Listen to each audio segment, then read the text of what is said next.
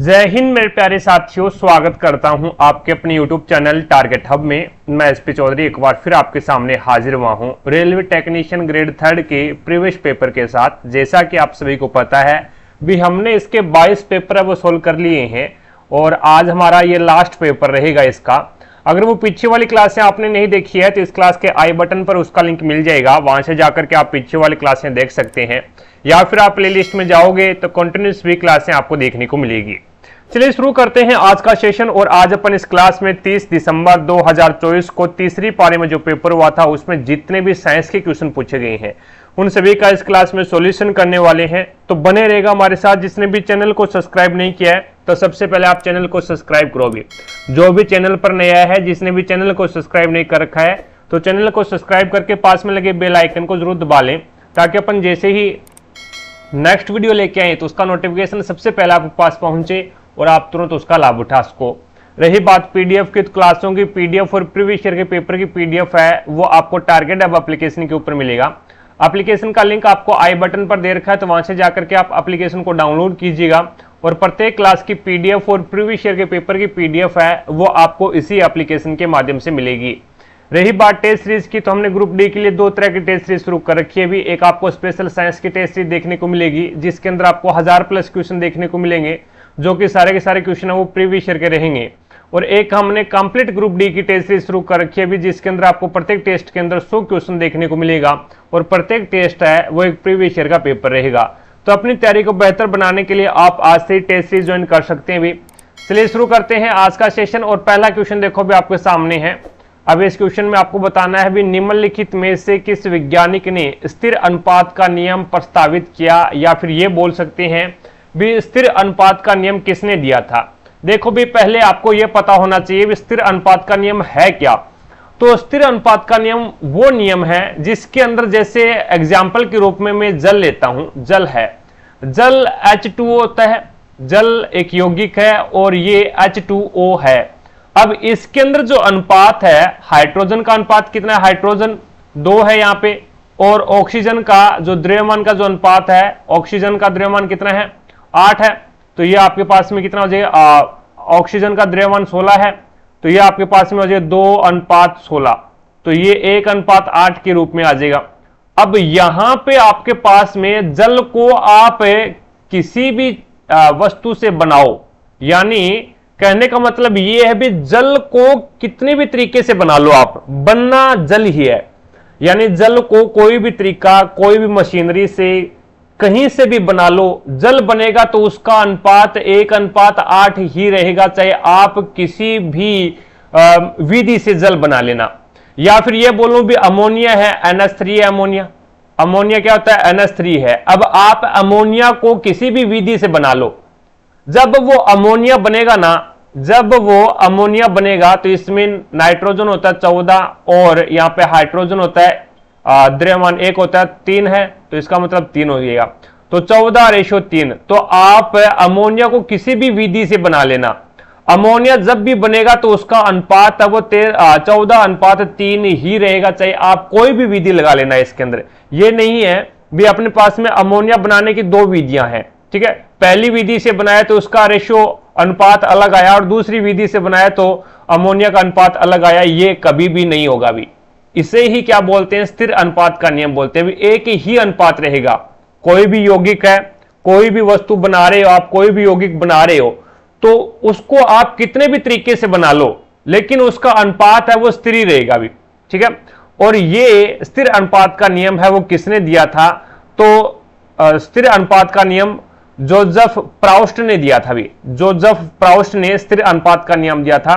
Goldstein ने किसकी खोज की थी भी, ई गोल्डस्टीन।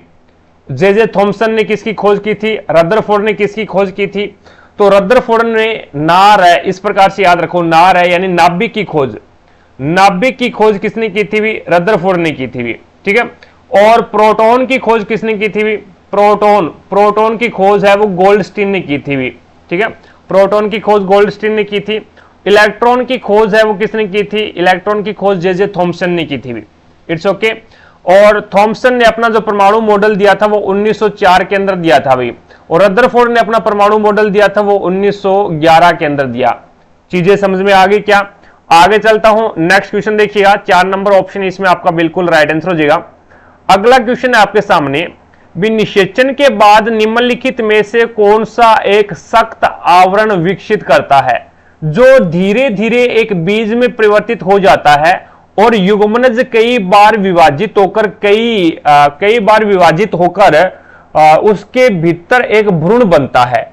तो देखो भी यहां पे आपके पास में 2 ऑप्शन होते हैं, एक तो आपके पास में अंडाशय होता है, अंडाशय, और एक आपके पास में होता है बीजांड। अब अंडाशय है वो परिपक्व होगा तो क्या बनेगा, ये अंडाशय फल बनेगा भी, अंडाशय परिपक्व होकर के फल का निर्माण करेगा, और बीजांड है वो परिपक्व होकर के किसका निर्माण करेगा, ये बीज का निर्माण करेगा भी। बै से बीजांड और बै से बीज, इस प्रकार से याद रखोगे। तो बीज है वो कौन बनेगा, बीजांड बनेगा, और उसके बाद में अंडाशय है वो फल बनेगा।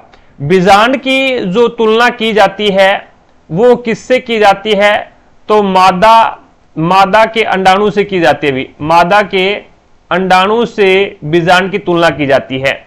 और ये दोनों को दोनों, अंडाशय और बीजांड दोनों के दोनों है वो मादा पुष्प के मादा जनन अंग अभी, मादा जनन अंग हो जाएंगे। ठीक है, तो यहां पे स्त्री केशर है, बीजांड है, अंडाशय है और जायांग है, ये सारे के सारे क्या है भी, ये पुष्प के मादा जनन अंग हो जाएंगे। तो इसमें आपका राइट आंसर क्या हो जाएगा, बीजांड। 3 नंबर ऑप्शन आपका बिल्कुल राइट आंसर हो जाएगा। और ये भी क्वेश्चन पूछा जाता है, अंडाशय है वो आगे चल करके किसमें विकसित होता है, तो ये फल के अंदर विकसित होता है। नेक्स्ट क्वेश्चन देखिएगा, अगला क्वेश्चन है, अब यहां पे अगर अपन बात करें भी, एक छोटा सा डायग्राम के द्वारा मैं आपको समझा देता हूं भी। ये अपने पास में एक डायग्राम है, इस डायग्राम के अंदर है वो ये जो गोलाकार आकृति होती है, यानी ये ऊपर वाला जो भाग होता है इसे अपन बोलते हैं वर्तिकाग्र।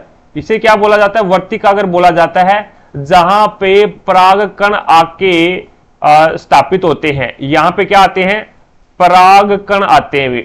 ठीक है, पराग कण, और पराग कण क्या होता है, ये नर पुष्प जनन अंग है भी, नर पुष्प जनन अंग है। और इन पराग कणों की जो तुलना की जाती है पराग कण की, वो नर के शुक्राणु के समान, नर के शुक्राणु से तुलना की जाती है भी। ठीक है, और ये बीच वाला जो पाइप सा दिखता है ना आपको, ये वर्तिका होती है, ये क्या होती है, वर्तिका होती है। और ये जो गोलाकार आकृति दिखाई देती है ये अंडाशय होता है भी। और अंडाशय के अंदर क्या होता है, अंडाशय के अंदर बीजांड होता है भी, अंडाशय के अंदर है वो ये बीजांड होता है। जब पराग कण है वो वर्तिकाग्र के ऊपर आ जाते हैं तो रासायनिक प्रवृत्ति के द्वारा या फिर रासायनिक क्रिया के द्वारा एक नलिका का विकास होता है। कहां से कहां तक, तो ये आपकी वर्तिकाग्र से लेकर के बीजांड तक एक नलिका का विकास होता है, और उस नलिका के द्वारा ही क्या है, पराग कण है वो बीजांड तक पहुंच पाते हैं भी। ठीक है, और ये जो क्रिया होती है ये रासायनिक क्रिया होती है भी। इट्स ओके, आगे चलता हूं, नेक्स्ट क्वेश्चन देखिएगा। अब इसके अंदर आपको बताना है भी, पराग केंद्र की कोशिका की विशेषता से संबंधित सही कथन का चयन करना आपको। पराग केंद्र की, या फिर इसे बोल सकते हैं प्रोकैरियोटिक सेल की विशेषता क्या है। प्रोकैरियोटिक सेल और एक होती है यूकैरियोटिक सेल, एक होती है यूकैरियोटिक सेल। अब इनकी डिफरेंट क्या होता है, इसमें भिन्नता क्या होती है। प्रोकैरियोटिक कोशिका और यूकैरियोटिक कोशिका, यूकैरियोटिक सेल है ना, ये पूर्ण रूप से विकसित होती है भी, ये पूर्ण रूप से विकसित कोशिका है, पूर्ण रूप से विकसित सेल हो जाएगी भी। ठीक है, पूर्ण रूप से विकसित सेल हो जाएगी। और जो प्रोकैरियोटिक कोशिका है ये क्या है, विकसित नहीं होती भी, ये विकसित कोशिका नहीं है, विकसित सेल नहीं है, अविकसित सेल होती है। दूसरी बात, यूकैरियोटिक कोशिका होती है, इसके अंदर है वो संपूर्ण अंग पाए जाते हैं, संपूर्ण जननांग, या फिर ये बोल सकते हैं संपूर्ण अंग पाए जाते हैं, संपूर्ण अंग पाए जाते हैं। और इसके अंदर है वो अंग नहीं पाए जाते।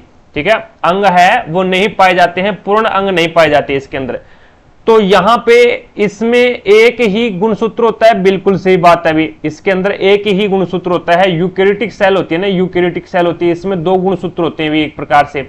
यानी इसके अंदर है वो गुणसूत्र अधिक होते हैं यूकेरियोटिक सेल के अंदर, और प्रोकैरियोटिक सेल होती है इसके अंदर एक ही गुणसूत्र होता है। भी इसमें से एक से अधिक गुणसूत्र होते हैं? नहीं, एक से अधिक गुणसूत्र किसमें पाए जाते हैं? तो वो आपके यूकेरियोटिक कोशिका के अंदर पाए जाते हैं।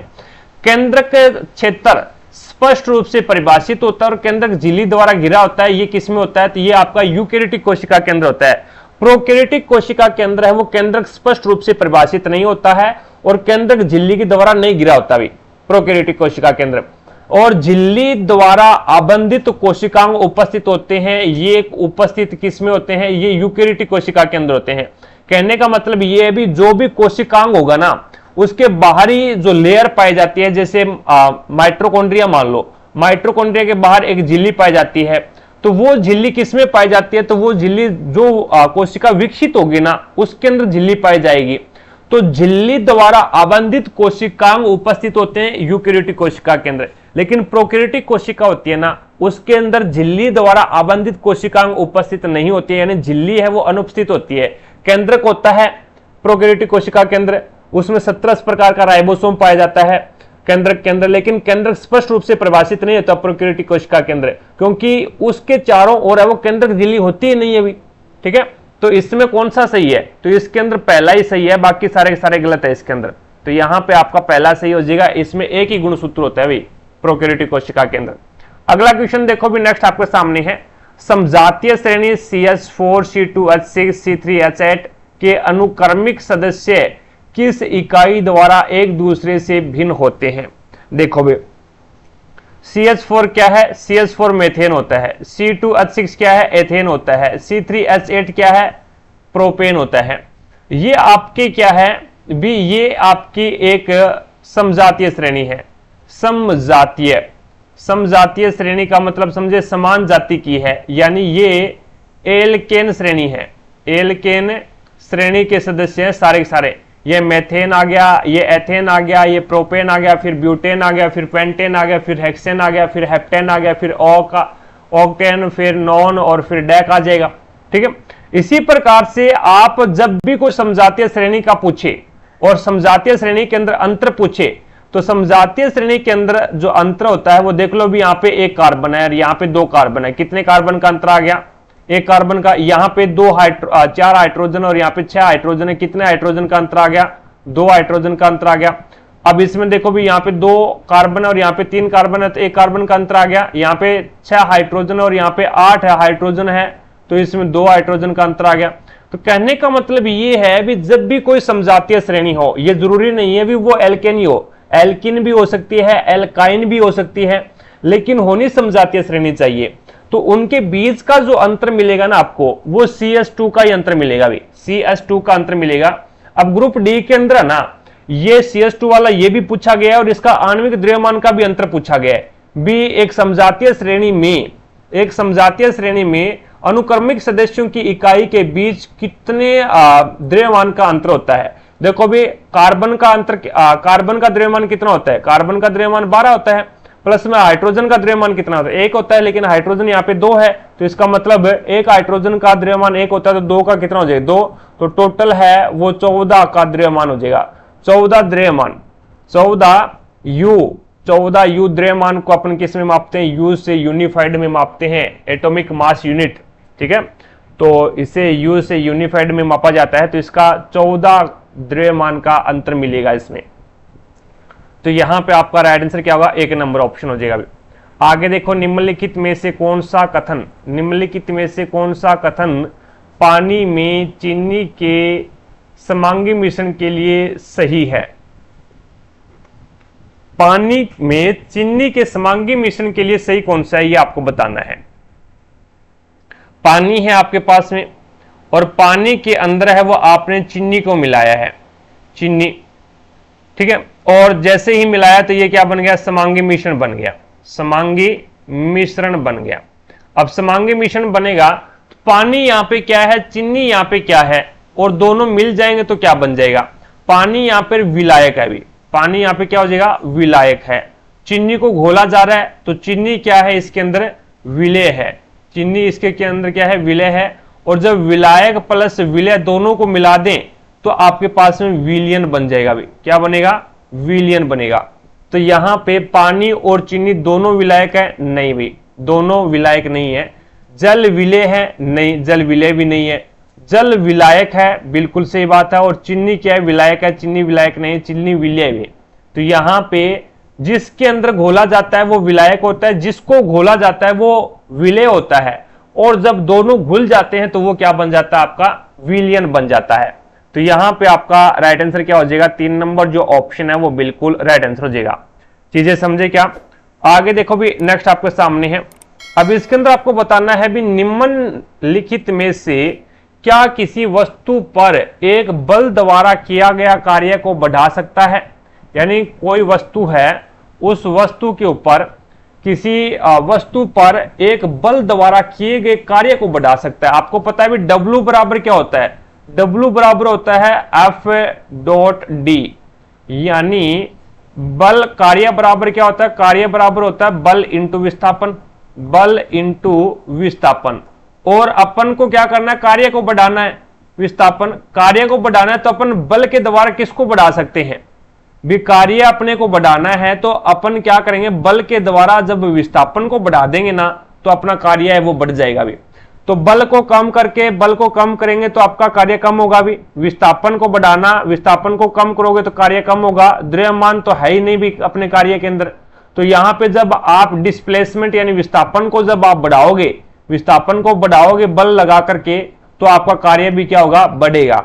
तो यहां पे आपका राइट आंसर क्या होगा? 2 नंबर जो ऑप्शन है वो बिल्कुल राइट आंसर हो जाएगा। कार्य का जो मात्रक होता है वो क्या होता है? जूल होता है। और बल का मात्रक क्या होता है? न्यूटन होता है। और विस्थापन का मात्रक होता है वो क्या होता है? मीटर होता है भी। चीजें समझ में आई क्या? आगे देखो भी, नेक्स्ट आपके सामने है तांबे और टिन।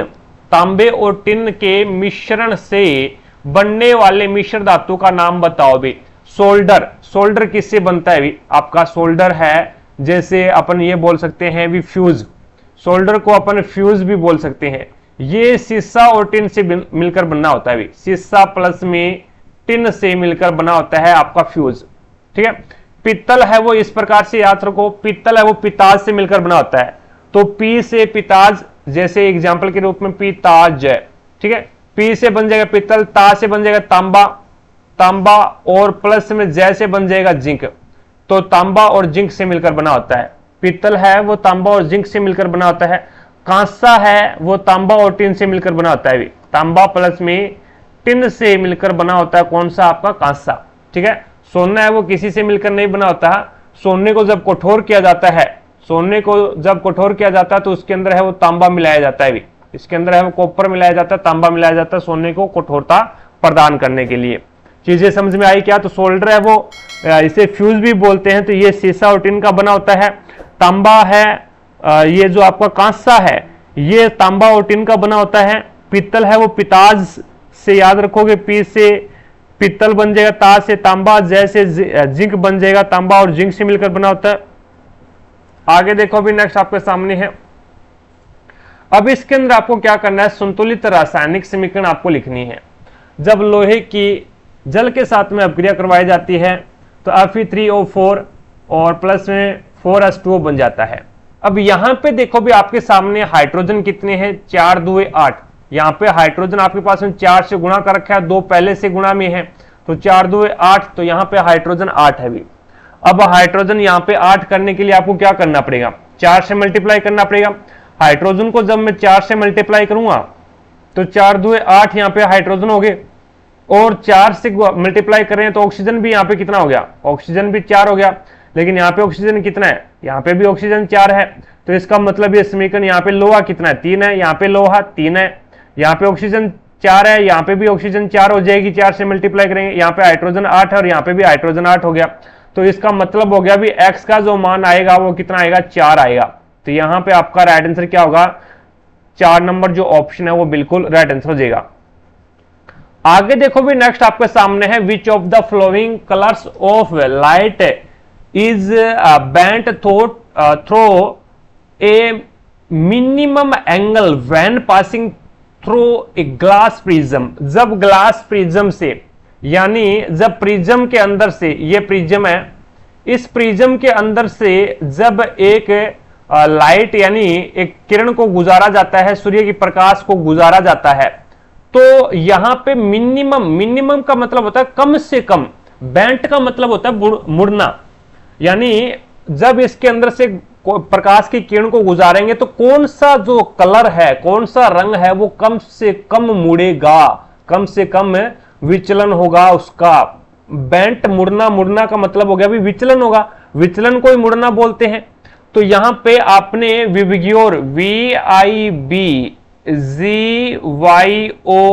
ये होता है आपका विबग्योर, ठीक है, विबग्योर होता है। तो इसके अंदर यहां पे तरंग दैर्ध्य है ना, तरंग दैर्ध्य ज्यादा होती है, भी तरंग दैर्ध्य ज्यादा होती है, इसमें जो तरंग दैर्ध्य है वो क्या होती है, कम होती है। तो याद रखना, जिसकी तरंग दैर्ध्य ज्यादा होगी उसका विचलन भी कम होगा, उसका क्या होगा, विचलन कम होगा, विचलन कम होगा, और उसका प्रकीर्णन है वो भी क्या होगा, कम होगा। अपवर्तनांक है वो भी क्या होगा, कम होगा। और वर्ण विक्षेपण है वो भी क्या होगा, कम होगा। तो जिस रंग का तरंग दैर्ध्य ज्यादा होता है उसका विचलन कम होता है, प्रकीर्णन भी कम होता है, अपवर्तनांक भी कम होता है, और वर्ण विक्षेपण भी कम होता है। तो यहां पे वोयलेट है, वोयलेट बैंगनी, येलो पीला आ गया, और ग्रीन आ गया, हरा, ब्लू नीला आ गया। तो इसमें सबसे ज्यादा जो तरंग दैर्ध्य है वो येलो के अंदर है, भी सबसे ज्यादा जो तरंग दैर्ध्य है वो वाई से येलो, ये देखो VIBGYOR, ये इंद्रधनुष के 7 रंग है, भी violet, indigo, blue, green, yellow, orange और रेड।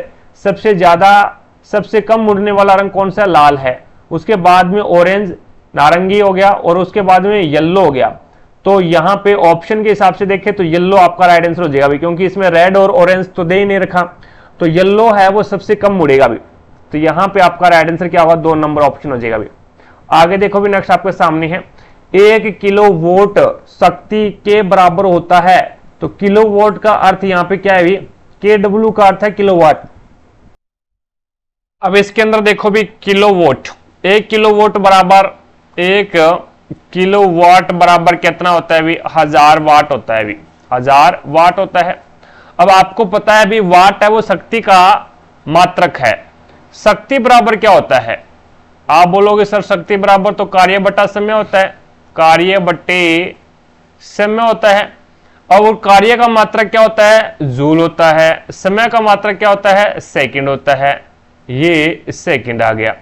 अब 1 किलोवाट बराबर 1000 वोल्ट है, लेकिन इसको मैं क्या लिख सकता हूं, यानी शक्ति का मात्रक, शक्ति बराबर होता है कार्य बटा समय, तो वाट शक्ति का मात्रक होता है वाट, तो वाट बराबर क्या हो जाएगा, जूल बटा सेकंड हो जाएगा ना, जूल बटे सेकंड हो जाएगा। तो इसको मैं क्या लिख सकता हूं, 1000, और वाट की जगह क्या लिख सकता हूं, जूल बटे सेकंड, जूल बटे सेकंड लिख सकता हूं, जो कि आपका राइट आंसर क्या होगा, 1000 जूल बटे सेकंड। 4 नंबर जो ऑप्शन है वो आपका बिल्कुल राइट आंसर हो जाएगा। कल वाली क्लास में भी मैंने इसको करवाया था अभी क्वेश्चन को, ठीक है, और ये अब तीसरी पारी में और आ गया। अब देखो भी, निम्नलिखित में से किस स्थिति में स्थितिज ऊर्जा, पोटेंशियल एनर्जी संग्रहित तो हो रही है। अब समतल सड़क पर एक वाहन को धक्का देना, ये तो क्या है, गतिज ऊर्जा आपकी, एक समतल सड़क है उसके ऊपर वाहन को धक्का दे रहे हैं, तो एक प्रकार से क्या है, वाहन को धक्का देंगे तो वाहन गति करेगा, तो वो एक प्रकार से गतिज ऊर्जा है। मेज पर पेंसिल घुमाना, मेज के ऊपर पेंसिल घुमाना, ये भी आपका क्या है, स्थितिज ऊर्जा नहीं है, ठीक है। उसके बाद में रबड़ बैंड को खींचना, माचिस की तीली जलाना, ये भी आपकी स्थितिज ऊर्जा नहीं है। रबड़ बैंड को खींचना या फिर स्प्रिंग को खींचना या फिर धनुष के चाप को खींचना, वो क्या होती है, तो वो आपकी स्थितिज ऊर्जा होती है, पोटेंशियल एनर्जी होती है। पोटेंशियल एनर्जी का जो फॉर्मूला होता है वो होता है mgh। m यहाँ पे द्रव्यमान है, मास है, g गुरुत्वीय त्वरण है, और h आपके पास में क्या है भी, हाइट है, ठीक है। तो यहाँ पे रबड़ बैंड को खींचना या फिर इंद्रधनुष होता है या फिर धनुष होता है उसके चाप को खींचना, ठीक है, या फिर स्प्रिंग को खींचे रखना, वो उसमें क्या होती है, उसमें पोटेंशियल एनर्जी, स्थितिज ऊर्जा होती है। दूसरी बात गतिज ऊर्जा होती है, उसका जो फॉर्मूला होता है काइनेटिक एनर्जी का, वो होता है 1/2 mv² होता है भी, 1/2 mv²। तो याद रखना, काइनेटिक एनर्जी है वो कभी भी ऋणात्मक नहीं होती भी, कभी भी ऋणात्मक नहीं होती, ठीक है। ये धनात्मक की होती है, क्योंकि द्रव्यमान तो कभी ऋणात्मक होता ही नहीं है। वेग ऋणात्मक हो सकता है, लेकिन वेग के ऊपर क्या है भी स्क्वायर है। ठीक है, तो इसके अंदर आपको राइट आंसर कौन सा हो जाएगा, ये 3 नंबर जो ऑप्शन है वो बिल्कुल राइट आंसर हो जाएगा भी। आगे देखो भी, नेक्स्ट आपके सामने है अगला क्वेश्चन। अब इसके अंदर आपको बताना भी, प्रयोगशाला में एक छात्र ने एक विलयन का पीएच मान 10 लिखा, उस विलयन के बारे में निम्नलिखित में से कौन सा कथन सही है। तो पीएच मान 10 रखा तो इसका मतलब क्या है भी, वो माध्यम है, वो विलयन क्या है भी, क्षारीय है। वो विलयन क्या है, वो क्षारीय है। क्षारीय तो इसका मतलब उसके अंदर क्या है भी, OH नेगेटिव आयन है भी, OH नेगेटिव आयन है। तो हाइड्रोजन आयन की सांद्रता होगी तो वहां पे वो विलयन अम्लीय होगा, लेकिन अम्लीय विलयन का पीएच मान है वो 7 से कम होगा भी। ठीक है, तो ये पहला नहीं होगा। हाइड्रोक्साइड आयन की उच्च सांद्रता वाला विलयन क्षारीय होता है, बिल्कुल सही बात है भी। यानी हाइड्रोक्साइड होता है OH नेगेटिव, और जिसके अंदर OH नेगेटिव आयन पाया जाएगा वो आपका क्या होगा, क्षारीय माध्यम होगा भी। हाइड्रोक्साइड उच्च सांद्रता वाला विलयन अम्लीय होता है, तो उच्च सांद्रता वाला विलयन अम्लीय नहीं होता, क्षारीय होता है भी। हाइड्रोजन आयन की उच्च सांद्रता वाला विलयन क्षारीय होता है, तो क्षारीय नहीं होता भी, ये अम्लीय होता है भी। ये क्या होता है, अम्लीय होता है हाइड्रोजन आयन की सांद्रता। तो इसके अंदर है वो आपका 2 नंबर जो ऑप्शन है वो बिल्कुल राइट आंसर हो जाएगा। आगे देखो भी, नेक्स्ट आपके सामने है, एक सुनिश्चित करने के लिए किसी प्रतिबिंब का आकार वस्तु के आकार का होता है, अवतल दर्पण के आसपास वस्तु को कहां पर रखा जाना चाहिए। यानी एक सुनिश्चित करने के लिए एक आपको हिंट दे दी भी, प्रतिबिंब का जो आकार है ना वो वस्तु के आकार का होना चाहिए। अब प्रतिबिंब का आकार, इमेज का जो साइज है वो आपके पास जो ऑब्जेक्ट है उसके बराबर होना चाहिए। तो उसकी कंडीशन आपके पास में अवतल दर्पण में एक ही बनती है भी, यानी अवतल दर्पण में टोटल कंडीशन 6 बनती है। उसमें से एक कंडीशन ऐसी होती है भी, जब ऑब्जेक्ट को, वस्तु को कहां पे रखें, वस्तु को वक्रता केंद्र C के ऊपर रखा जाए, वक्रता केंद्र C के ऊपर रखा जाए, तो उसका जो इमेज बनेगा वो वक्रता केंद्र C के ऊपर ही बनेगा। और कैसा बनेगा, ये वस्तु के साइज के समान बनेगा भी, ये वस्तु के साइज के समान बनेगा। तो वस्तु को वक्रता केंद्र के ऊपर रख देंगे। पहली कंडीशन इसकी होती है जब वस्तु अनंत पे होती है तो उसका फोकस है, उसका प्रतिबिंब है वो फोकस के ऊपर बनता है भी। दूसरी कंडीशन है जब वस्तु को अनंत और वक्रता केंद्र के बीच में रखा जाता है तो उसका प्रतिबिंब है वो फोकस और वक्रता केंद्र के बीच में बनता है भी। तीसरी कंडीशन है जब वस्तु को वक्रता केंद्र पे रखा जाता है तो उसका प्रतिबिंब वक्रता केंद्र के ऊपर ही बनता है भी। और चौथी जो कंडीशन है वो इसकी हो जाएगी, जब वस्तु को वक्रता केंद्र और फोकस के बीच में रखा जाता है तो उसका जो प्रतिबिंब है वो वक्रता केंद्र से परे बनता है भी। ठीक है, और उसके बाद में जब वस्तु को फोकस के ऊपर रखा जाता है, जब वस्तु को फोकस के ऊपर रखा जाता है तो उसका प्रतिबिंब है वो अनंत के ऊपर बनता है भी। इट्स ओके, जब वस्तु को फोकस के ऊपर रखा जाता है तो उसका प्रतिबिंब है वो अनंत पे बनता है, और जब वस्तु अनंत पे होती है तो उसका प्रतिबिंब फोकस के ऊपर बनता है। और जब वस्तु को फोकस और ध्रुव के बीच में रखा जाता है तो उसका जो प्रतिबिंब बनता है वो कहां पे बनता है, तो वो उत्तरी ध्रुव पे बनता है। जब वस्तु को वक्रता केंद्र फोकस और ध्रुव के बीच में रखा जाता है तो उसका आभासी प्रतिबिंब बनता है, दर्पण के पीछे बनता है भी। तो यहां पे आपका राइट आंसर होगा 3 नंबर ऑप्शन, वक्रता केंद्र के ऊपर रखोगे तो उसका प्रतिबिंब वक्रता केंद्र के ऊपर ही बनेगा। और कैसा बनेगा भी, समान साइज का बनेगा भी। ठीक है, वस्तु के समान साइज का बनेगा। आगे देखो भी, खंडन विधि द्वारा प्रजनन में देखा गया, ये इंपोर्टेड क्वेश्चन है, ये ALP 2024 और आपका टेक्नीशियन के कल वाला जो पेपर करवाया था, कल या परसों वाला जो पेपर करवाया था उसमें भी ये क्वेश्चन पूछा गया था। खंडन विधि और एक होता है विखंडन विधि। विखंडन विधि से जो जनन होता है, प्रजनन होता है, वो किसमें होता है, तो वो आपका एक कोशिकीय जीवों के अंदर होता है भी। एक कोशिकीय जीवों के अंदर है वो प्रजनन विधि के द्वारा है वो विखंडन होता है। ठीक है, विखंडन विधि से प्रजनन होता है भी एक कोशिकीय जीवों के अंदर। और खंडन विधि है ये आपकी केवल कुछ बहुकोशिकीय जीवों के अंदर होता है भी, केवल कुछ बहुकोशिकीय जीवों के अंदर है वो प्रजनन होता है। तो स्पाइरोगायरा है वो एक क्या है, ये आपका बहुकोशिकीय जीव है, और इसके अंदर जो खंडन है उसके द्वारा प्रजनन होता है भी। प्लाज्मोडियम में आपका प्लाज्मोडियम में बहुविखंडन होता है, भी बहुविखंडन होता है प्लाज्मोडियम के अंदर। अमीबा के अंदर है वो द्विखंडन होता है, भी द्विखंडन होता है, ठीक है। और हाइड्रा है, इसमें मुकुलन के द्वारा होता है, भी मुकुलन के द्वारा, या फिर हाइड्रा है, हाइड्रा के अंदर है वो आपका एक पाया जाता है पुनर्जनन, पुनर्जनन रीजनरेशन पाया जाता है भी। तो इसमें आपको स्पाइरोगायरा है, ये 10वीं की एनसीईआरटी के अंदर दे रखा है। स्पाइरोगायरा आपका खंडन की विधि अपनाता है। अगला क्वेश्चन देखो भी नेक्स्ट आपके सामने है। अब इसके अंदर है वो आपको बताना है भी अवतल दर्पण, अवतल दर्पण का वक्रता केंद्र दर्पण के स्थित होता है, जबकि उत्तल दर्पण का वक्रता केंद्र दर्पण के स्थित होता है। तो ये आपका एक अवतल दर्पण है और ये आपका क्या है, भी उत्तल दर्पण है। अवतल दर्पण का अंदर दसा हुआ भाग है वो किसका कार्य करता है, रिफ्लेक्शन का कार्य करता है भी। और उत्तल दर्पण का जो अंदर धसा हुआ भाग है उस पे पॉलिश कर देंगे तो उभरा हुआ भाग है वो किसका कार्य करेगा, तो ये आपका परावर्तन का कार्य करेगा भी। तो इसके अंदर जो वक्रता केंद्र होगा वो दर्पण के सामने होगा भी, यानी अवतल दर्पण के अंदर वक्रता केंद्र दर्पण के सामने होता है, लेकिन उत्तल दर्पण में वक्रता केंद्र है वो दर्पण के पीछे होता है भी, दर्पण के पीछे होता है। तो इसके अंदर आपका राइट आंसर क्या होगा, ये हो जाएगा सामने और पीछे, यानी वक्रता केंद्र दर्पण के सामने स्थित होता है, जबकि उत्तल दर्पण के अंदर, उत्तल दर्पण के अंदर वक्रता केंद्र है वो दर्पण के पीछे होता है भी, ठीक है। अगला क्वेश्चन देखो भी नेक्स्ट आपके सामने है। अब इसके अंदर आपको बताना भी निम्नलिखित में से कौन सा तत्व सामान्यतः अणु नहीं बनाता और अपने परमाणु रूप में ही प्राप्त होता है। अब अणु किसे कहते हैं भी वो आपको पता होना चाहिए। अणु, अणु है वो दो या दो से अधिक, दो या दो से अधिक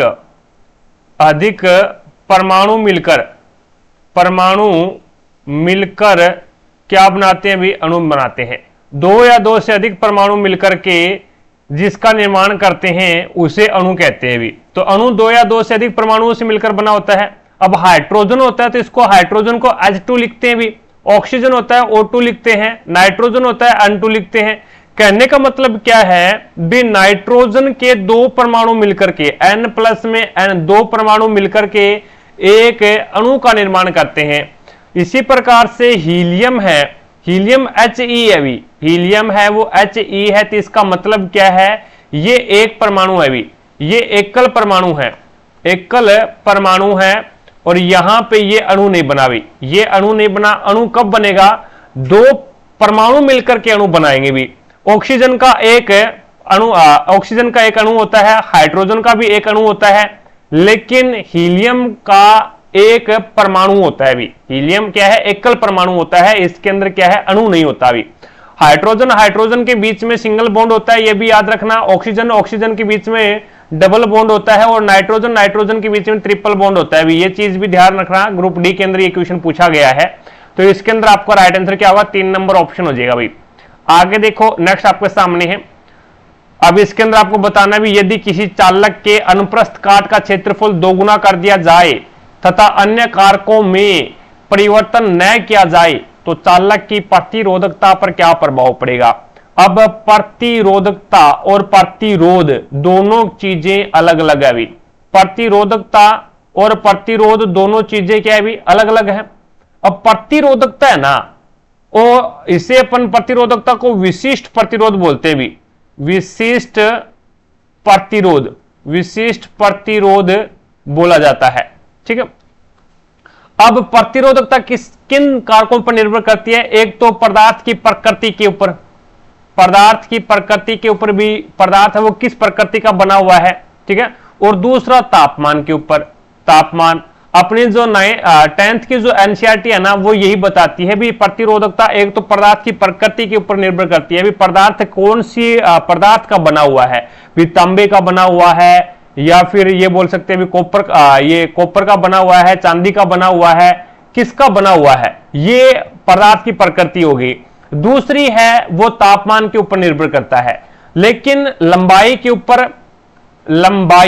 लंबाई के ऊपर है वो निर्भर नहीं करता। और अनुप्रस्थ काट का क्षेत्रफल आप घटा दो चाहे बढ़ा दो, उसके ऊपर भी निर्भर नहीं करता है। तो यहां पे इसने अनुप्रस्थ काट का क्षेत्रफल दोगुना किया है और बाकी सारे के सारे जो कारक है वो अपरिवर्तित किए, इसने परिवर्तन नहीं किया है। तो मैंने क्या बताया भी, लंबाई को चाहे बढ़ा दो चाहे, यानी ये मान लो भी एक अपने पास में चांदी का तार है और ये 2 मीटर लंबा है और इसकी प्रतिरोधकता आपके पास में ये मान लो भी 2 ओम मीटर है, 2 ओम मीटर है। अब चांदी के तार की, चांदी की जो प्रतिरोधकता 2 ओम मीटर है, तो उसका आप चाहे 10 किलोमीटर लंबा तार ले लो, चाहे 5 किलोमीटर लंबा तार ले लो, चाहे 2 मीटर लंबा तार ले लो, उसकी प्रतिरोधकता 2 ओम मीटर ही रहेगी। तो कहने का मतलब ये भी लंबाई के ऊपर निर्भर नहीं करता और उसकी मोटाई की, अनुप्रस्थ काट होता है मोटाई के ऊपर भी निर्भर नहीं करता, तो एक समान ही रहेगी भी, यानी उसकी जो प्रतिरोधकता है, विशिष्ट प्रतिरोध है, वो क्या है, एक समान ही रहेगा। तो यहां पे आपका राइट आंसर होगा 4 नंबर ऑप्शन। ठीक है, प्रतिरोध होता ना, प्रतिरोध वो लंबाई के ऊपर निर्भर करता है, वो अनुप्रस्थ काट के क्षेत्रफल पर भी निर्भर करता है भी। ठीक है, आगे चलते हैं, नेक्स्ट क्वेश्चन देखो, निम्नलिखित में से कौन पुरुषों में शुक्राणुओं और मूत्र दोनों के लिए एक सामान्य मार्ग बनाता है? भी शुक्राणु, वहीं से शुक्राणु गुजरते हैं और वहीं से मूत्र को बाहर निकाला जाता है, तो ऐसा सामान्यतः एक मार्ग कौन सा है? तो वो वर्षण कोश है क्या, मूत्राशय है क्या, या फिर मूत्र मार्ग है क्या, या फिर मूत्र वाहक है क्या?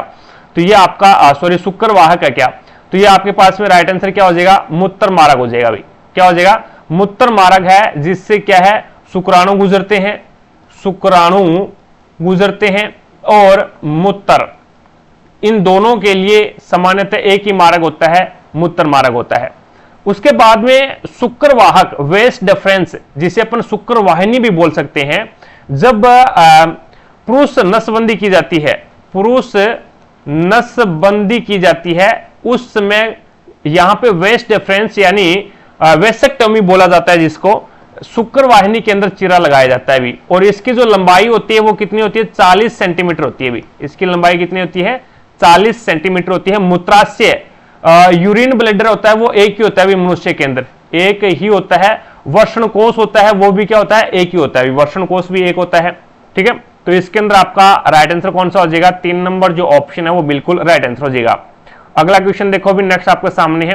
अब इसमें बताना भी, निम्नलिखित में से कौन सा विकल्प द्रुमाक्षय को वर्णित करता है? द्रुमाक्षय, डेंड्रोइट बोलते हैं जिसको।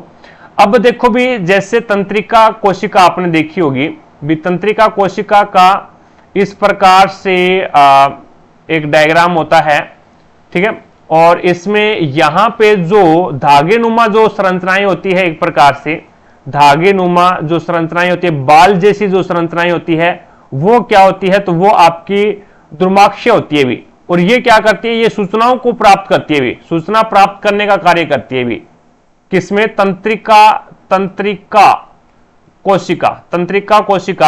तंत्रिका कोशिका है ये पुरुष के अंदर यानी मानव के अंदर सबसे लंबी कोशिका है भी, मानव के अंदर सबसे लंबी कोशिका है। और ये आपका 1 मीटर की होती है भी। कितनी होती है, 1 मीटर की होती है, सबसे लंबी कोशिका होती है तंत्रिका कोशिका। ठीक है, मानव की। तो यहां पे ये क्या होती है भी, लंबा और शाखा युक्त होता है क्या, नहीं, लंबा नहीं होता अभी, यानी डेंड्रोइट होता है वो लंबा होता है क्या, लंबा नहीं होता। छोटे छोटे जो बाल जैसी संरचनाएं होती है, तो छोटा और शाखा युक्त होता है क्या, या फिर छोटा शाखा विहीन होता है या लंबा शाखा विहीन। शाखा विहीन का मतलब शाखाओं के रूप में नहीं फंटा होता, ये देखो भी शाखाओं के रूप में होता है भी। तो ये हो जाएगा आपका छोटा और शाखा युक्त हो जाएगा भी, छोटा और शाखा युक्त हो जाएगा। तो 2 नंबर जो आपका राइट आंसर हो जाएगा। और इसका कार्य क्या है, ये क्वेश्चन पूछा गया ग्रुप डी के अंदर। तो डेंड्रोइट या फिर द्रुमाक्षय का जो कार्य होता है वो सूचना प्राप्त करने का होता है भी, सूचना प्राप्त करने का कार्य करता है कौन, द्रुमाक्षय, जो कि एक छोटे बाल जैसी संरचनाओं के रूप में, शाखाओं के रूप में फंटा होता है ये। आगे देखो भी, नेक्स्ट आपके सामने है, पारदर्शी माध्यम का अपवर्तनांक 1 से 1 होने का यानी 1 से बड़ा होने का कारण क्या है? आपको पता है भी अपवर्तनांक का फॉर्मूला क्या होता है, यहां पे बताता हूं। अपवर्तनांक का कार्य क्या होता है? तो अपवर्तनांक बराबर होता है इसमें आपका आ जाएगा वायु में चाल या फिर निर्वात में प्रकाश की चाल बटे माध्यम में प्रकाश की चाल। तो ये होता है निर्वात में, निर्वात में प्रकाश की चाल, ठीक है, और बटा माध्यम में प्रकाश की चाल, माध्यम में प्रकाश की चाल आ जाएगी। अब निर्वात में प्रकाश की चाल सबसे ज्यादा होती है 3 × 10⁸ मीटर प्रति सेकंड, ये निर्वात के अंदर होती है। इससे ज्यादा प्रकाश की चाल किसी में भी नहीं होती भी, निर्वात के अंदर वो प्रकाश की चाल सबसे ज्यादा होती है। अब माध्यम में जो प्रकाश की चाल होगी वो कम होगी। अब जैसे बड़ी संख्या के अंदर छोटी संख्या का भाग दिया जाए तो वो मान क्या आएगा, 1 से ज्यादा आएगा भी। यही इसने बोला भी अपवर्तनांक का फॉर्मूला होता है निर्वात में प्रकाश की चाल बटा माध्यम में प्रकाश की चाल। तो निर्वात के अंदर प्रकाश की चाल सबसे ज्यादा होती है, ठीक है, 3 × 10⁸ मीटर पर सेकंड होती है। और बाकी किसी भी माध्यम के अंदर जो प्रकाश की चाल होगी वो 3 × 10⁸ मीटर पर सेकंड से कम होगी। कम होगी तो कम यानी छोटी संख्या का बड़ी संख्या में भाग देंगे तो मान है वो 1 से ज्यादा आएगा भी, 1 से क्या आएगा, ज्यादा आएगा। तो यहां पे देखो भी निर्वात में प्रकाश की चाल है वो पारदर्शी माध्यम में प्रकाश की चाल से ज्यादा होता है क्या, नहीं होता अभी। निर्वात में प्रकाश की चाल है वो ज्यादा होती है पारदर्शी माध्यम में, ये बोल रहा भी कम होती है, तो ये बात नहीं होती, ये बात गलत है।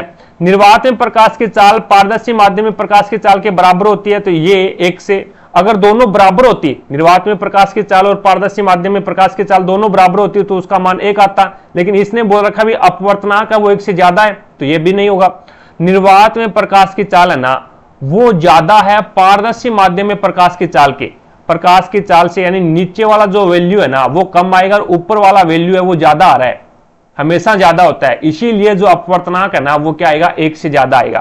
तो ये बात बिल्कुल सही है भाई, यानी निर्वात में प्रकाश की चाल ज्यादा होती है और पारदर्शी जो भी माध्यम दे रखा आपको उसमें प्रकाश की चाल कम होती है भी, जिसके कारण अपवर्तनांक है वो 1 से ज्यादा होता है। तो यहां पे आपका राइट आंसर होगा 3 नंबर ऑप्शन।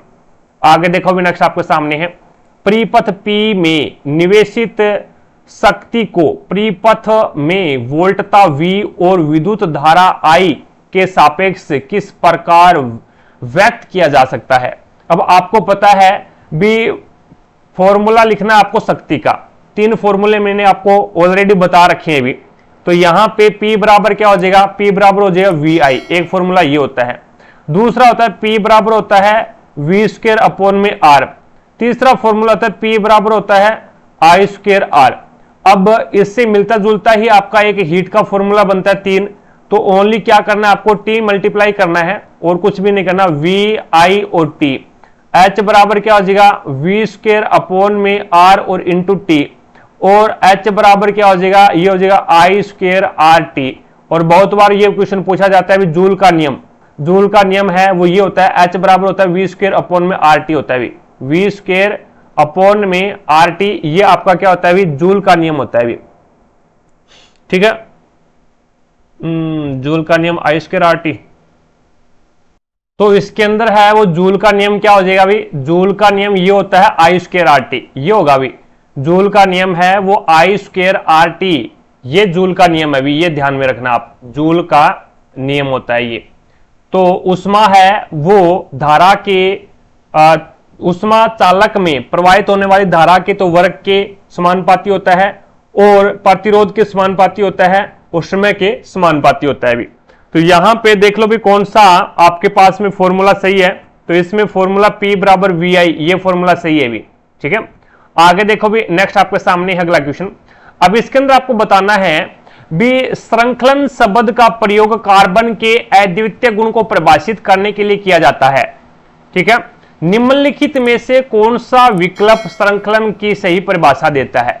श्रृंखलन का गुण है वो कार्बन के अन्य परमाणुओं के साथ आबंध बनाने की अद्वितीय क्षमता होती है, यही बात सही है भी, बाकी कार्बन से संबंधित है। तो यानी श्रृंखलन का गुण कार्बन के अंदर पाया जाता है भी, कार्बन है वो अपने अन्य परमाणुओं के साथ में एक प्रकार से श्रृंखलन का गुण दर्शाता है, जिससे क्या है लंबी चेन बना सकता है, अद्वितीय क्षमता होती है इसके पास। और कार्बन के बाद में जो दूसरी क्षमता होती है वो किसके पास में होती है, सिलिकॉन के पास में होती है भी। तो कार्बन के अन्य परमाणुओं के साथ आबंध बनाने की अद्वितीय क्षमता को ही क्या बोलते हैं, श्रृंखलन बोलते हैं भी, श्रृंखलन का गुण बोला जाता है। और ये सबसे ज्यादा कार्बन में होता है, नंबर 2 पे सिलिकॉन आता है भी। तो यहां पे आपका राइट आंसर क्या होगा, 1 नंबर जो ऑप्शन है वो बिल्कुल राइट आंसर हो जाएगा। आगे देखो भी नेक्स्ट आपके सामने है। अब इसके अंदर आपको बताना है बी पृथ्वी के प्रीत चंद्रमा की गति किस बल के कारण होती है? भी पृथ्वी के प्रीत यानी पृथ्वी के चारों ओर चंद्रमा की जो गति होती है वो किसके कारण होती है? तो वो गुरुत्वाकर्षण बल के कारण होती है। भी तो गुरुत्वाकर्षण बल तो आपको दे ही नहीं रखा है इसके अंदर ऑप्शन में, तो गुरुत्वाकर्षण बल नहीं दे रखा, तो आपका राइट आंसर क्या होगा? अभिकेंद्रीय बल हो जाएगा। भी अभिकेंद्रीय बल है वो केंद्र की ओर लगता है। भी वो क्या लगता है? केंद्र की ओर लगता है। और अपकेंद्रीय बल है वो बाहर की ओर लगता है। भी ये क्या है? बाहर की ओर लगता है। जैसे अपन बात करें अभिकेंद्रीय बल की, तो अभिकेंद्रीय बल के अंदर है वो आपका, जैसे आप किसी मोड़ के अंदर है वो कार या फिर आपके पास में साइकिल है, तो उसको आप मोड़ रहे हैं, तो आप क्या करोगे? आप है वो अंदर की ओर झुकोगे, अंदर की ओर झुकोगे, तो वो आपका अंदर की ओर जो सेंटर की ओर लगने वाला जो बल है वो अभिकेंद्रीय बल हो जाएगा। अपकेंद्रीय बल के ऊपर जो कार्य करता है वो आपकी जो दूध को मथने वाली जो मशीन होती है जिसे मधानी बोलते हैं, वो अपकेंद्रीय बल पे कार्य करती है, क्योंकि वो क्या करती है? बाहर की ओर बल लगाती है। भी और जैसे वॉशिंग मशीन है वो भी क्या करती है? अपकेंद्रीय बल के ऊपर कार्य करती है, तो वो बाहर की ओर। अगर चंद्रमा अपकेंद्रीय बल के ऊपर कार्य करता है तो चंद्रमा है वो पृथ्वी के चारों ओर चक्कर नहीं लगाता। अभी तक चंद्रमा पता नहीं कहां पे चला गया होता। ये है वो अभिकेंद्रीय बल के ऊपर कार्य करता है, तो ये पृथ्वी के सेंटर की तरफ कार्य करता है। पृथ्वी के सेंटर की तरफ है वो बल लगाता है, जिसके कारण है वो चंद्रमा है वो पृथ्वी के चारों ओर गति करता है। ठीक है, तो यहां पे आपका एक नंबर ऑप्शन है वो बिल्कुल राइट आंसर हो जाएगा। आगे देखो भी, नेक्स्ट आपके सामने है। अब आपको बताना भी निम्नलिखित में से कौन सा विकल्प एल्यूमिनियम के न्यूट्रॉनों की संख्या को दर्शाता है। आपको पता होना चाहिए भी न्यूट्रॉन और प्रोटॉन। एक होता है प्रोटॉन, प्रोटॉन की खोज है वो गोल्डस्टीन ने की थी भी। ठीक है, प्रोटॉन की खोज गोल्डस्टीन ने की थी भी। और यहां पे प्रोटॉन की संख्या वो क्या दर्शाएगा? तो प्रोटॉन की संख्या परमाणु संख्या को दर्शाएगी भी, परमाणु संख्या को, यानी नंबर ऑफ परमाणु संख्या बराबर होता है प्रोटॉन की संख्या के। अब परमाणु संख्या, परमाणु क्रमांक कितने पे आता है? एल्यूमिनियम कितने पे आता है भी? तो एल्यूमिनियम अब आपका 13 नंबर पे आता है भी, तो 13 इसमें क्या हो जाएंगे? प्रोटॉन हो जाएंगे। अब आपको यह पता होना चाहिए भी एल्यूमिनियम का जो द्रव्यमान होता है वो कितना होता है? एल्यूमिनियम का द्रव्यमान कितना होता है भी? तो एल्यूमिनियम का द्रव्यमान है वो 27 होता है भी। एल्यूमिनियम का द्रव्यमान कितना होता है? 27 होता है। तो एल्यूमिनियम का द्रव्यमान 27 होता है, तो द्रव्यमान बराबर क्या होता है? द्रव्यमान बराबर होता है प्रोटॉन प्लस में न्यूट्रॉन। प्रोटॉन प्लस में न्यूट्रॉन होता है। प्रोटॉन आपको पता है भी 13 है, तो यहां पे न्यूट्रॉन कितने हो जाएंगे? 14 हो जाएंगे। तो 14 न्यूट्रॉन होते हैं भी इसके अंदर, 14 न्यूट्रॉन होते हैं, 13 प्रोटॉन होते हैं। द्रव्यमान संख्या कितनी होती है इसकी? 27 होती है। तो यहां पे आपका राइट आंसर क्या होगा? 3 नंबर ऑप्शन हो जाएगा भी। आगे देखो भी, नेक्स्ट आपके सामने है। अब इसको थोड़ा सा इस प्रकार से लिख सकते हैं भी एल्यूमिनियम को 13Al और यहां पे लिखेंगे 27, 13Al 27, यानी ऊपर जो आता है वो द्रव्यमान संख्या आती है, नीचे परमाणु संख्या आती है, और ये एल्यूमिनियम हो गया। ठीक है, आगे देखो भी, नेक्स्ट आपके सामने है। निम्नलिखित में से किसे जैविक उत्प्रेरक कहा जाता है? जैविक उत्प्रेरक किसे कहा जाता है? एंजाइम को, म्यूकस को, हाइड्रोक्लोरिक अम्ल को, या फिर पाचक रस को? जैविक उत्प्रेरक का मतलब हो गया भी जो एक प्रकार से जीव के रूप में, उत्प्रेरक के रूप में कार्य करता है। तो एंजाइम है ना, एंजाइम वो जीवित उत्प्रेरक है एक प्रकार से एंजाइम। जैविक और अजैविक उत्प्रेरक, जैविक का मतलब होता है जिसके अंदर जीवन हो, तो एंजाइम एक जैविक उत्प्रेरक हो जाएगा। ठीक है, और बाकी जो आपका म्यूकस है, हाइड्रोक्लोरिक अम्ल है और पाचक रस है, ये आपके क्या हो जाएंगे? अजैविक उत्प्रेरक हो जाएगा भी। तो यहां पे एंजाइम आपका राइट आंसर हो जाएगा। इसके अंदर एक नंबर ऑप्शन है वो बिल्कुल राइट आंसर हो जाएगा। एंजाइम है वो एक जैविक उत्प्रेरक हो जाएगा। ठीक है, आगे देखो भी, जैविक और अजैविक। जैविक का मतलब होता है जिसके अंदर जीवन हो, और अजैविक जिसके अंदर जीवन नहीं हो। आगे देखिएगा, नेक्स्ट है सार्वत्रिक गुरुत्वाकर्षण स्थिरांक जी का अस्थायी मात्रक क्या होता है? ये सार्वत्रिक गुरुत्वाकर्षण स्थिरांक का मतलब होता है भी जी का जो मान है ना वो सभी जगह पे समान रहता है भी। जी का मान सभी जगह पे समान रहता है। तो जी बराबर आपके पास में हो जाएगा 6.673 इंटू 10 की पावर आपके पास में क्या आ जाएगा -11, और ये हो जाएगा न्यूटन मीटर स्क्वायर प्रति किलोग्राम स्क्वायर, ये इसका मात्रक होता है भी। तो न्यूटन मीटर स्क्वायर प्रति किलोग्राम स्क्वायर ये हो जाएगा, जो कि आपका 2 नंबर ऑप्शन हो जाएगा। और मान कितना होता है इसका, ये ALP 2024 के अंदर क्वेश्चन पूछा गया था, जी का मान तो 6.673, या फिर इसको 6.7 भी लिख सकता है, 6.7 इंटू 10 की पावर -11, तो यहां पे आपका राइट आंसर होगा 2 नंबर ऑप्शन। आगे देखो भी नेक्स्ट आपके सामने है। अब इसके अंदर आपको निम्नलिखित में से कौन सी रासायनिक अभिक्रिया विस्थापन अभिक्रिया दर्शाती है। विस्थापन अभिक्रिया कौन सी होती है, विस्थापन अभिक्रिया वह अभिक्रिया होती है जिसमें ज्यादा अभिक्रियाशील तत्व है वो कम अभिक्रियाशील तत्वों को विस्थापित कर देता है, तो उसे ही अपन क्या बोलते हैं, विस्थापन अभिक्रिया बोलते हैं। अब इसमें देखो भी, जब कैल्शियम ऑक्साइड जिसे बोलते हैं बिना बुझा हुआ चूना के अंदर अगर अपन जल मिला दें तो ये क्या बन जाएगा, कैल्शियम हाइड्रोक्साइड बन जाएगा। जब दो या दो से अधिक अभिकर्मक मिलकर के एकल उत्पाद का निर्माण करते हैं तो वहां पे संयोजन अभिक्रिया होती है। वहां पे कौन सी अभिक्रिया होती है, संयोजन अभिक्रिया होती है, ठीक है, संयोजन अभिक्रिया ये। और जब जिंक की कॉपर सल्फेट के साथ में अभिक्रिया करवाई जाती है तो जिंक है वो ज्यादा अभिक्रियाशील है, तो कॉपर को यहां पे विस्थापित कर देगा, तो Zn यानी जिंक सल्फेट बन जाएगा, और यहां पे क्या है, कॉपर। तो ये आपकी क्या है, विस्थापन अभिक्रिया है। ये आपकी विस्थापन अभिक्रिया का उदाहरण है, क्योंकि यहां पे जिंक ज्यादा अभिक्रियाशील है कॉपर से। कार्बन की ऑक्सीजन के साथ में अभिक्रिया करवा दी तो कार्बन डाइऑक्साइड गैस बन गई, और ये आपका कौन सी अभिक्रिया है, तो ये आपकी संयोजन अभिक्रिया है। जब 2 या 2 से अधिक अभिकर्मक मिलकर के एकल उत्पाद का निर्माण करते हैं तो वहां पे संयोजन अभिक्रिया होती है। जब एकल अभिकर्मक उष्मा पाकर के 2 या 2 से अधिक उत्पाद बनाता है तो वहां पे आपकी कौन सी अभिक्रिया होती है, वियोजन अभिक्रिया होती है। ये आपकी वियोजन अभिक्रिया होती है, इसे उसमें वियोजन बोल सकते हैं अपन। या फिर ये अभिक्रिया होती है वो सूर्य के प्रकाश में होती है, सूर्य के प्रकाश में होती है। सूर्य के प्रकाश में जब सिल्वर क्लोराइड को रखा जाता है तो इसमें सिल्वर अलग हो जाता है और क्लोराइड है वो क्लोरीन है वो अलग हो जाता है, ये सूर्य के प्रकाश में होती है, तो ये वियोजन अभिक्रिया का प्रकार हो जाएगा। तो इसमें आपका राइट आंसर कौन सा हो जाएगा, 2 नंबर जो ऑप्शन है वो आपका बिल्कुल राइट आंसर हो जाएगा। आगे देखो भी नेक्स्ट, एक आपकी जानकारी के लिए मैं बता दूं, अगर किसी भी दोस्त को बायोलॉजी, केमिस्ट्री और फिजिक्स तीनों सब्जेक्टों के NCERT बेस्ड नोट्स चाहिए तो मेरे द्वारा बनाए गए नोट्स आपको टारगेट हब एप्लीकेशन के ऊपर मिलेंगे। एप्लीकेशन का लिंक आई बटन पर दे रखा है, तो वहां से जाकर के एप्लीकेशन को डाउनलोड कीजिएगा, और एक इसके ऊपर है वो एक नोट्स का फोल्डर बना हुआ है, नोट्स का फोल्डर बना हुआ है। इस नोट्स के फोल्डर में कंप्लीट तीनों के तीनों नोट्स है वो अपलोड कर रखे हैं, तो आप जाकर के उनको डाउनलोड कीजिएगा और उनकी आप कॉपी निकलवा सकते हैं भी, ठीक है। और आपसे दावा करता हूं मैं इस चीज का, अगर आप तीनों नोट्स बढ़िया तरीके से रीड कर लेते हैं, बढ़िया तरीके से पढ़ लेते हैं, तो आपको साइंस के अंदर और कुछ भी पढ़ने की जरूरत नहीं है भी, ठीक है। और साइंस के अंदर है ग्रुप डी में बात कर रहा हूं मैं, साइंस के अंदर 25 में से 20 प्लस क्वेश्चन सही करने से आपको कोई नहीं रोक सकता, लेकिन शर्त यह है भी आपको बढ़िया तरीके से पढ़ना पड़ेगा। बायोलॉजी, केमिस्ट्री और फिजिक्स जो 9th और 10th की जो NCERT है साइंस की, उसके ऊपर आधारित बनाए गए हैं और हिंदी लैंग्वेज में भी, ठीक है।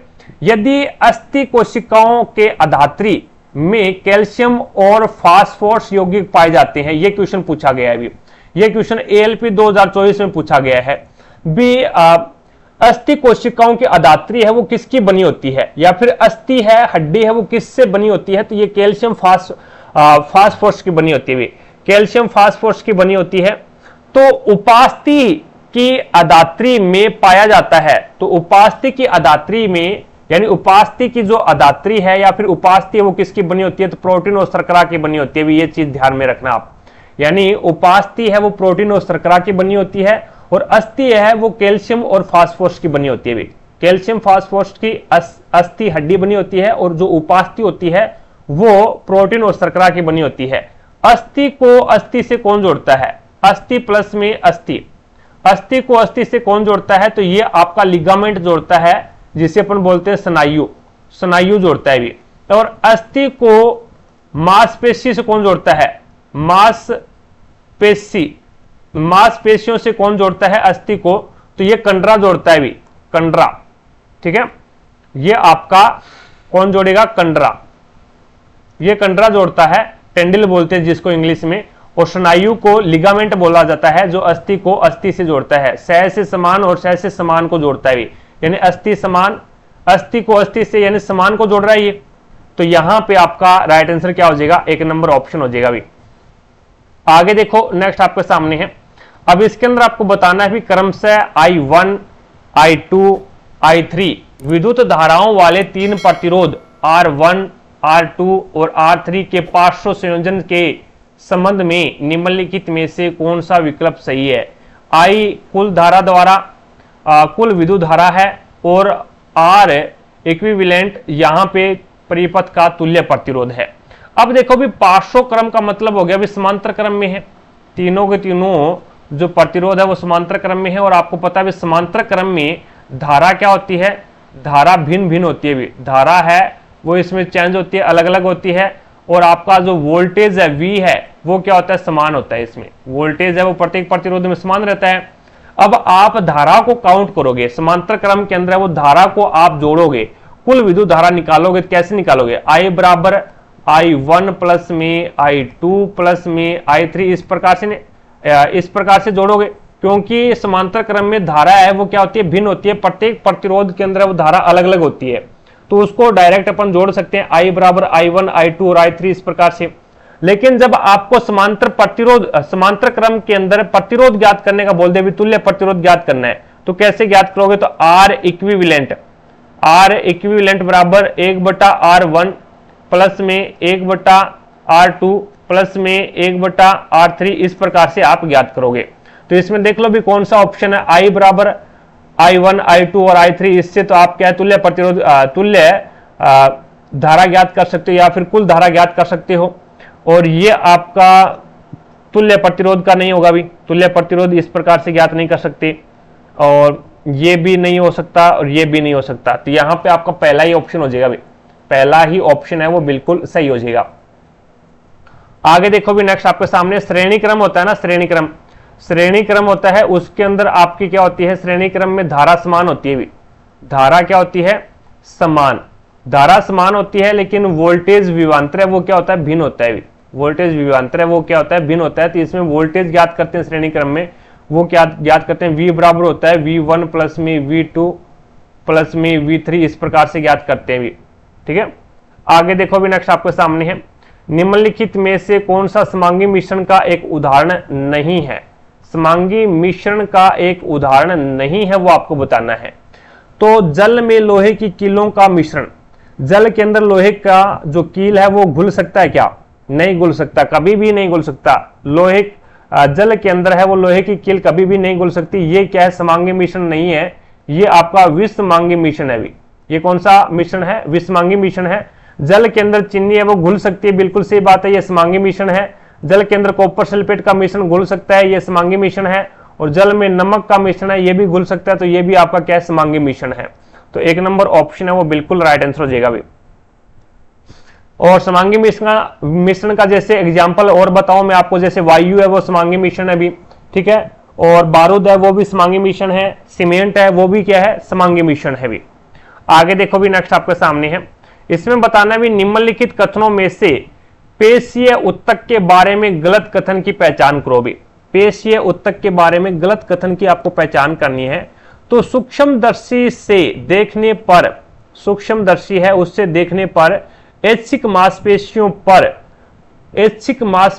पर एक के बाद एक हल्के तथा, यानी गलत कथन के बारे में आपको बताना है। सूक्ष्मदर्शी से देखे जाने पर ऐच्छिक मांसपेशियां हैं, एक के बाद एक हल्के गहरे रंग की धारियां दिखाई देती है, बिल्कुल सही बात है। ऐच्छिक मांसपेशियां कौन सी होती है, वो मांसपेशियां, ऐच्छिक मांसपेशियां नहीं, ऐच्छिक मांसपेशियां, ऐच्छिक मांसपेशियां वो मांसपेशियां होती है जिसके अंदर है या फिर जिसको अपनी इच्छा के अनुसार है वो इसको हिला सकते हैं, ठीक है, अपनी इच्छा के अनुसार उसको कार्य करवा सकते हैं। जैसे हाथ और पैर की जो मांसपेशियां हैं उसको, हाथ को अपनी इच्छा के अनुसार हिला सकते हैं, उसको हिलने से रोक भी सकते हैं, तो वो ऐच्छिक मांसपेशियां होगी।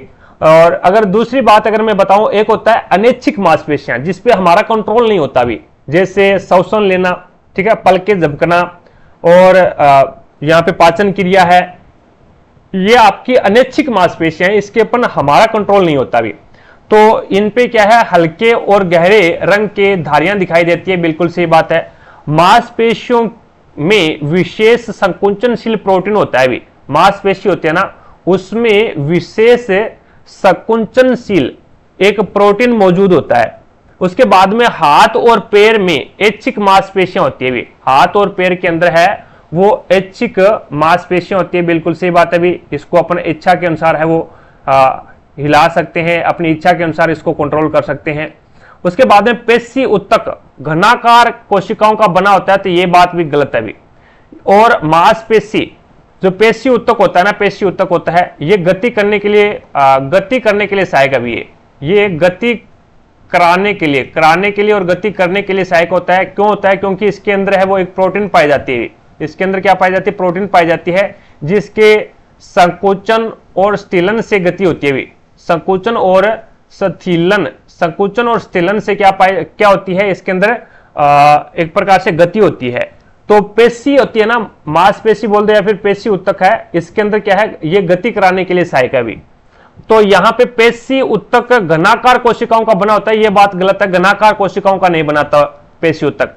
ठीक है, तो इसमें आपका राइट आंसर कौन सा हो जाएगा? 4 नंबर जो ऑप्शन है वो आपका बिल्कुल राइट आंसर हो जाएगा। बाकी सारे के सारे सही है। इसमें आगे देखो भी, इसके अंदर आपको द्वितीय विस्थापन अभिक्रिया के बारे में बताना भी। द्वितीय विस्थापन अभिक्रिया किसे कहा जाता है? तो द्वितीय विस्थापन अभिक्रिया के अंदर है वो अभिकर्मों को, द्वितीय विस्थापन अभिक्रिया होती है, उसमें क्या होता है, जो अभिकर्मक होते हैं उनके बीच में आयनों का आदान प्रदान होता है भी। दो अभिकर्मकों के बीच में आयनों का आदान प्रदान होता है, वहां पे आपकी द्वितीय विस्थापन अभिक्रिया होती है। तो यहां पे कौन सी अभिक्रिया? जब लेड की कॉपर सल्फेट के साथ में अभिक्रिया करवाई जाती है तो ये लेड क्लोराइड बन जाता है और कॉपर बन जाता है। यहाँ पे लेड शीशा है वो कॉपर से ज्यादा अभिक्रियाशील है, तो कॉपर को विस्थापित कर दिया और कॉपर क्लोराइड, ये लेड क्लोराइड बन गया और कॉपर बन गया। तो ये क्या है? ये आपकी विस्थापन अभिक्रिया है। ये आपकी विस्थापन अभिक्रिया, ज्यादा अभिक्रियाशील तत्वों कम अभिक्रियाशील तत्वों को विस्थापित कर देता है, तो वो आपकी विस्थापन अभिक्रिया होती है। ये भी आपकी क्या है? विस्थापन अभिक्रिया। लोहा है वो कॉपर से ज्यादा अभिक्रियाशील है और कॉपर को विस्थापित कर देगा, तो ये भी विस्थापन अभिक्रिया है। और जिंक है वो कॉपर से ज्यादा अभिक्रियाशील है, तो ये कॉपर को विस्थापित कर देगा, तो ये भी आपकी क्या है? विस्थापन अभिक्रिया है। लेकिन Na2SO4 सोडियम सल्फेट की बेरियम क्लोराइड के साथ में अभिक्रिया करवाई जाती है, तो ये बेरियम सल्फेट बन जाता है भी। सॉलिड अवस्था के अंदर है, बेरियम सल्फेट बन जाता है और ये सफेद रंग का होता है भी। कैसा होता है? सफेद रंग का होता है, अवक्षेप होता है, जल के अंदर घुलनशील नहीं होता है, अविलेय होता है ये।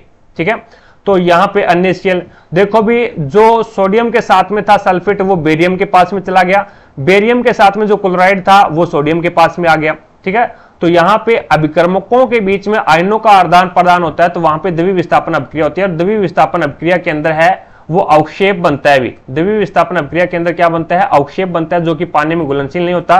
और क्या होता है? रंग बदलता है। और क्या होता है? रंग बदलता है। ये चीजें ध्यान में रखना। तो इसमें 2 नंबर ऑप्शन आपका बिल्कुल राइट आंसर हो जाएगा।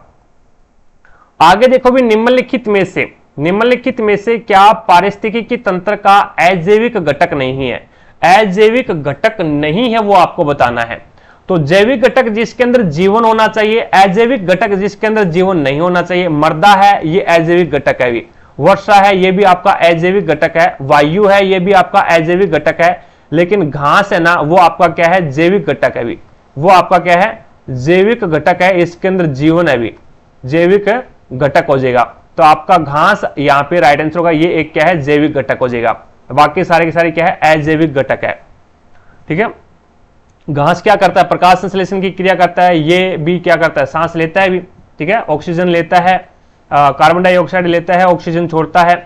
अब इसके अंदर आपको बताना है भी, जब कैल्शियम ऑक्साइड जिसे अपन बोलते हैं बिना बुझा हुआ चूने की जल के साथ में अभिक्रिया करवाई जाती है, तो कैल्शियम हाइड्रोक्साइड बन जाता है और बहुत ज्यादा मात्रा में उष्मा निकलती है। तो इसे उष्मा क्षेपी अभिक्रिया भी बोलते हैं।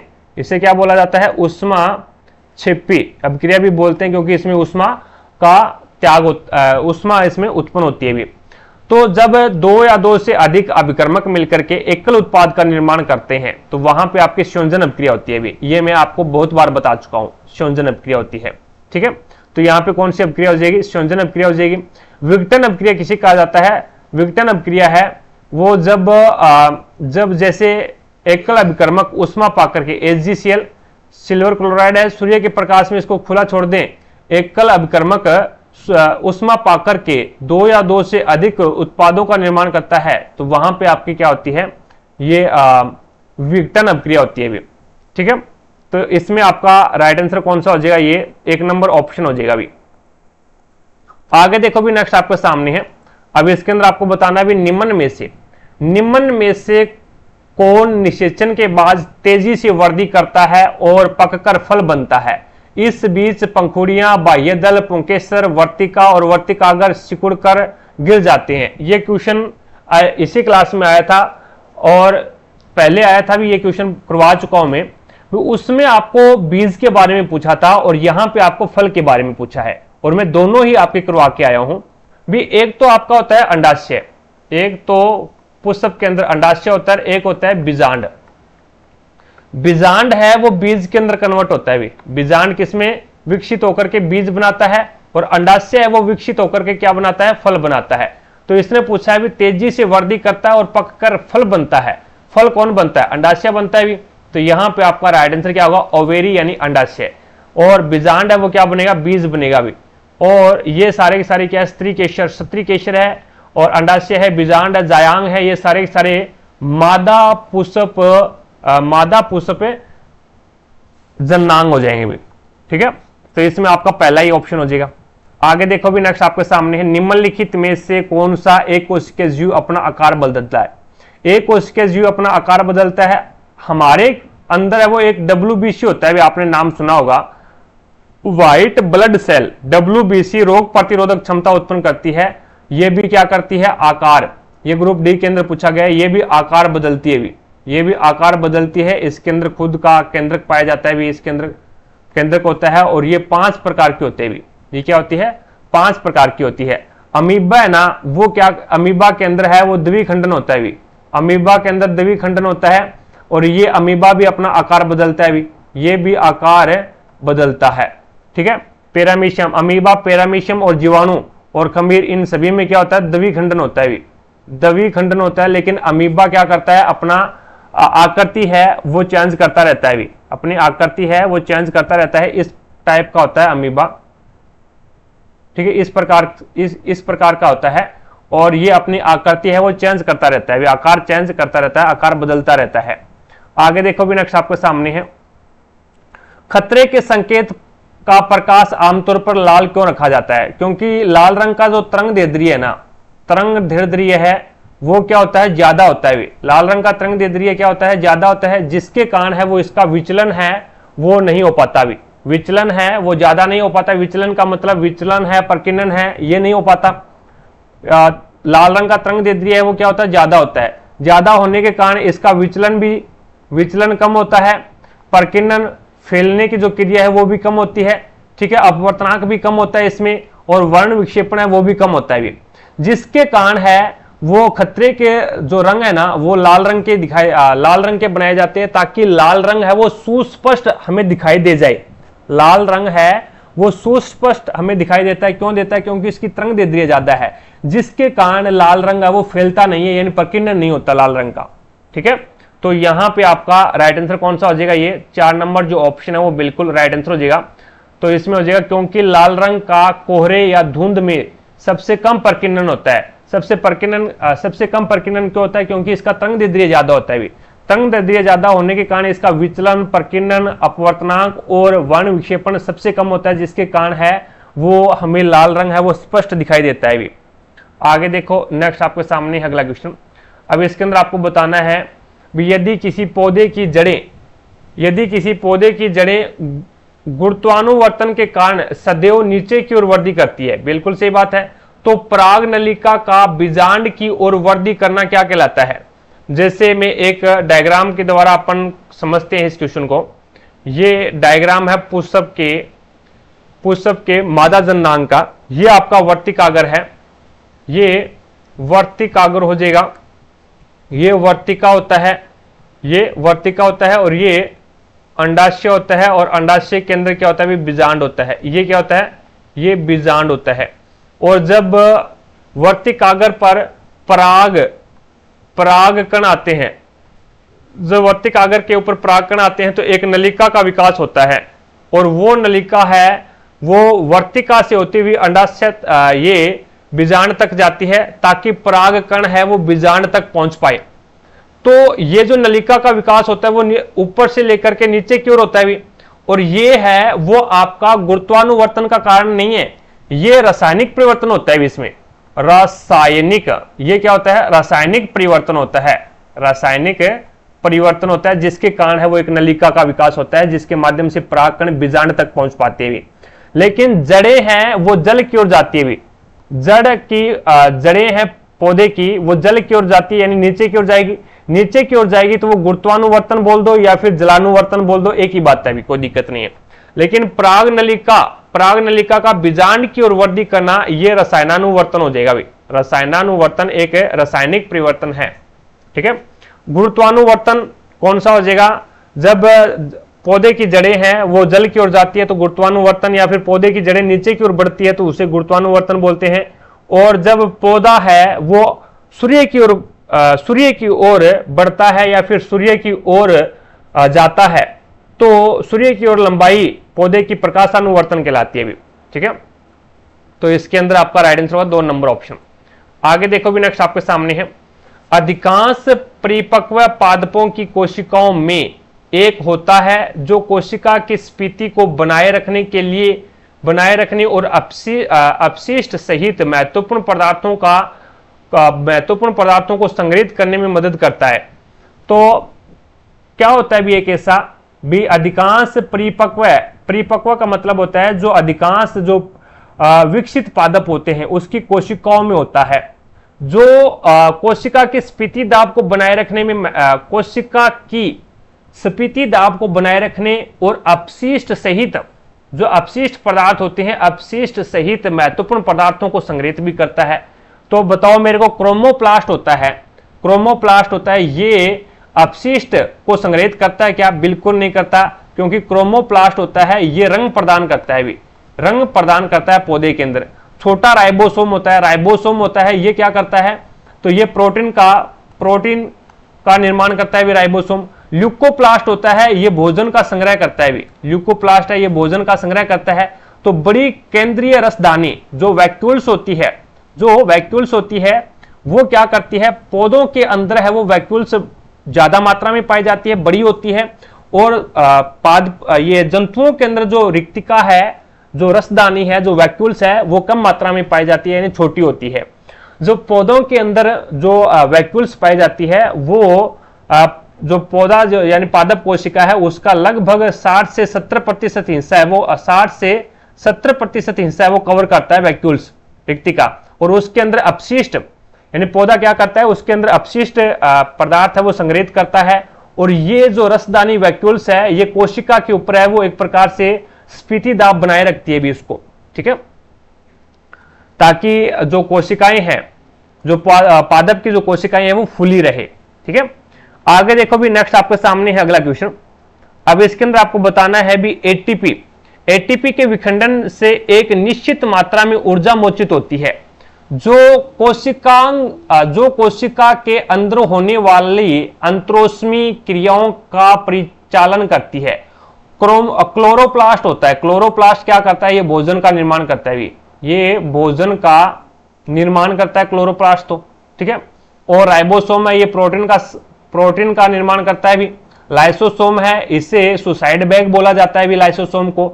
और ये क्या करता है? कोशिका के अंदर जो मर्त सेल होती है, जो मर्त कोशिकांग होते हैं, मर्त सेल होती है, जो अपशिष्ट कोशिकांग होते हैं या फिर अपशिष्ट होता है, उन सभी की सफाई करने का कार्य उन सभी को साफ करने का कार्य कौन करता है? लाइसोसोम करता है भी। और लाइसोसोम के अंदर है वो एक प्रकार से बहुत ही क्रियाशील एंजाइम पाए जाते हैं, जिसके कारण जब लाइसोसोम फटता है तो ये अपनी खुद की कोशिकाओं का ही भक्षण कर जाता है भी, ठीक है।